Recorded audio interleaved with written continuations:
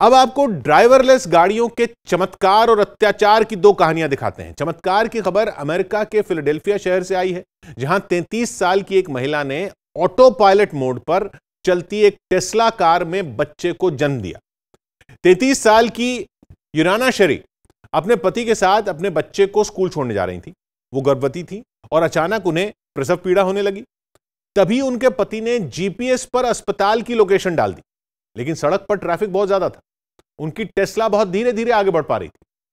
यूराना तकलीफ में थी और उन्हें जल्द ही मदद की जरूरत थी, इसलिए उनके पति ने कार को ऑटो पायलट मोड में डालने का फैसला किया और फ्रंट सीट पर बैठी अपनी पत्नी की मदद करने में जुट गए।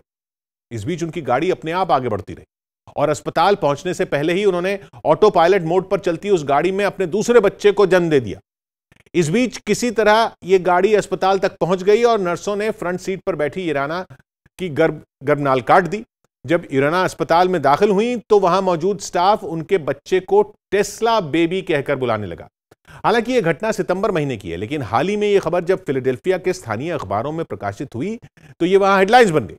लेकिन टेस्ला की कार से जुड़ी एक और खबर सुर्खियों में है। यूरोप के देश फिनलैंड में एक आदमी बैटरी से चलने वाली अपनी टेस्ला कार के खराब होने से इतना नाराज हो गया कि उसने अपनी महंगी कार को धमाके से उड़ा दिया।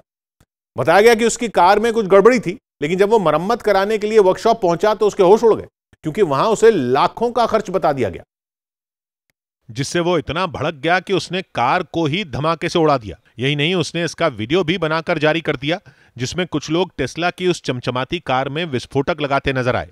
कार का कोई हिस्सा सलामत न बचे, इसके लिए करीब 30 किलो विस्फोटक का इस्तेमाल किया गया। कार मालिक का गुस्सा इतना ज्यादा था कि उसने कार बनाने वाली कंपनी टेस्ला के मालिक इलॉन मस्क को भी नहीं छोड़ा। एक हेलीकॉप्टर से इलॉन मस्क का पुतला नीचे गिराया गया। बाद में इस पुतले को भी विस्फोटकों से लदी कार में रख दिया गया। फिर जैसे ही काउंटडाउन खत्म हुआ, उस आदमी ने रिमोट का बटन दबा दिया। पलक झपकते ही उस कार के परखचे उड़ गए।